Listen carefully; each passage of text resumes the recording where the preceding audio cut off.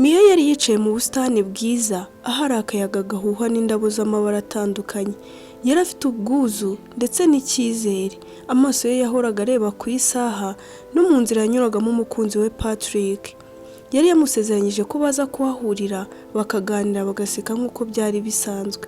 Iminota yahindutse amasaha, izuba ritangira kurenga, ariko Patrick ntiyigeze ahakandagira.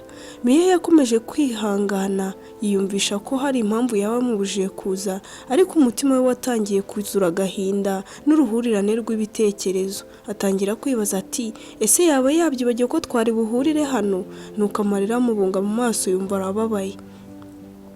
Icyo Mia atarazi ni uko Patrick yari afite undi mukunzi bakundana mu ibanga rikomeye. Yamubwiraga amagambo meza, ariko umutima we wari wibereye ahandi. Ibyumweru byarashize, Mia agenda amenya ukuri buhoro buhoro binyuze mu nshuti za Patrick. Zamuhishuriye ko yibereye mu rukundo rushya. Icyo gihe yumvisha ububabare bukomeye, yumva ko Patrick yakenye n'amarangamutima ye, urukundo rwe rugahinduka igikomere. Nyuma y'igihe, Mia yagerageje gukomeza ubuzima.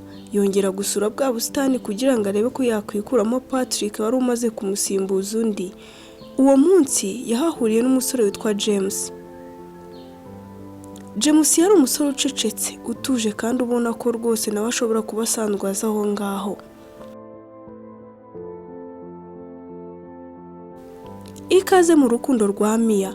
Niba utarakora subscribe, kora subscribe aka kanya kugira ngo uzongere kumva n'izindi nkuru tuzashyiraho. Ikaze.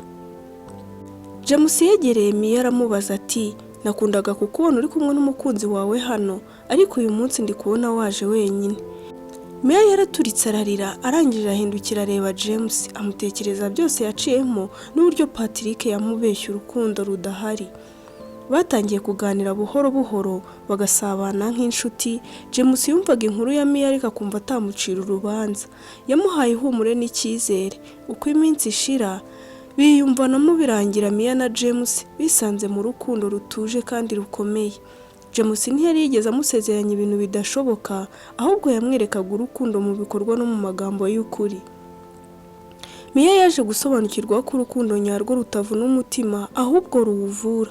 Mu bwa busitani bwahindutse itangiriro rishya ry'urukundo rwabo. Nuko Mia ntiyongeye kwicara muri bwa busitani ategereje utazaza, ahubwo aba umukobwa wishimye mu rukundo rwuzuye umutima James yari yaramuhaye. Nyuma yaho, Mia na James bemeranyije gukundana byeruye. Ubuzima bwa Mia bwatangiye guhinduka buhoro buhoro. James yamubaye hafi no mu bihe byose, amwereka urukundo rutari amagambo gusa, ahubwo kwizerana no kubahana ndetse no mu bikorwa. Bafatanyaga gusura bwa busitani, bwahoraga bufite umwihariko mu mateka ya Mia, ariko noneho bwari ahantu ho kwibuka ibyiza aho kwibuka ububabare. Mia yisanzuraga imbere ya James, yaramwumvaga, akamwitaho, akamufasha kongera kwiyizera.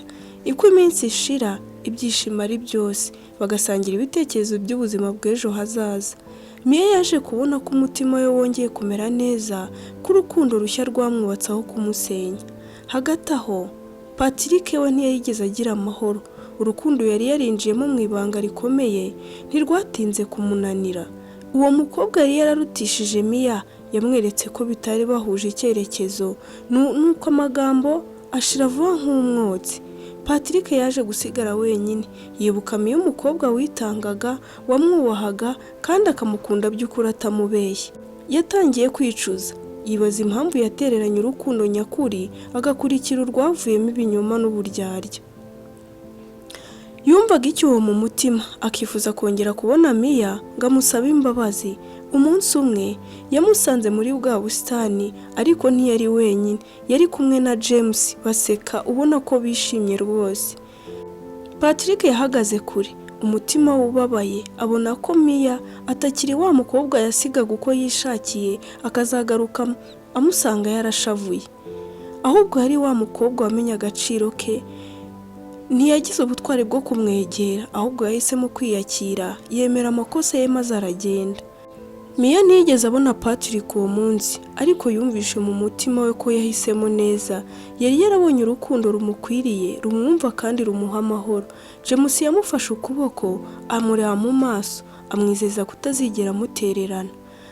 Bityo Mia na James bakomeje kubana mu rukundo rushingiye ku kuri n'icyubahiro, mu gihe Patrick we yasigaye yigira ku makosa ye, amenya ko urukundo rw'ukuri rudapfukiranwa mu ibanga. Iminsi n'amezi byarashize, urukundo rwa Mia na James rukomeza gukura nk'igiti cyatewe mu butaka bwiza. James yakomeje kuba umusore w'inyangamugayo, wubaha Mia n'umuryango we. Yasuye ababyeyi ba Mia, abamenyesha umugambi wo kumusaba, ababwira ko amukunda by'ukuri kandi yiteguye kumwitaho mu buzima bwose.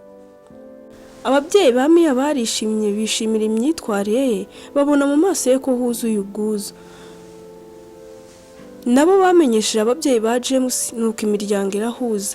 Umunsi w'ubukwe urategurwa, buri wese ategereje uwo munsi n'amarangamutima menshi. Ubukwe bwa Mia na James bwabaye bwiza cyane. Imiryango yombi yuzuye ibyishimo, inshuti n'abavandimwe baje kubashyigikira. Mia yishimiye mu maso ye, ubona ko hari umunezero. James we agaragaza ishema n'urukundo rwinshi.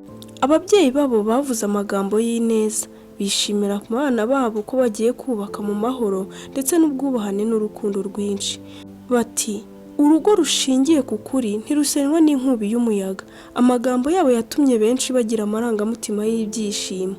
Mu gihe Mia na James batangiraga ubuzima bushya, Patrick we yari mu bindi bihe by'umwijima, agahinda karamwica. Byamuteye kwishora mu biyobyabwenge, ashaka kwibagiza amakosa ye. Imyitwarire ye yahindutse, atangira gusiba akazi, atangira kunanirwa inshingano, akivanga mu ngeso mbi. Amaherezo ubuyobozi bwaho yakoreraga bwanenze imyitwarire ye mibi. Ntibyatinze Patrick yirukanwa mu kazi kubera kunywa ibiyobyabwenge no kutuzuza inshingano ze. Yabaye ikimenyetso cy'uko amahitamo mabi agira ingaruka zikomeye mu buzima bw'umuntu. Igihe Patrick yicaraga wenyine, yibuka Mia na James, yumva neza amahoro n'ibyishimo byabo. Nuko abona ko guhitamo neza atari iby'umuntu apapira, ahubwo ari iby'umuntu yishyiramo ndetse agaturiza hamwe. Nubwo byamubabazaga, byamubereye isomo rikomeye ryo mu buzima. Inkuru irangirana ubutumwa bukomeye. Urukundo nyarwo ruvamo umugisha, naho ibinyoma n'ingeso mbi zivamo igihombo. Mia na James babaye urugero rwiza rw'uko kwihangana n'umutima ukomeye biganisha ku byishimo n'amahoro arambye.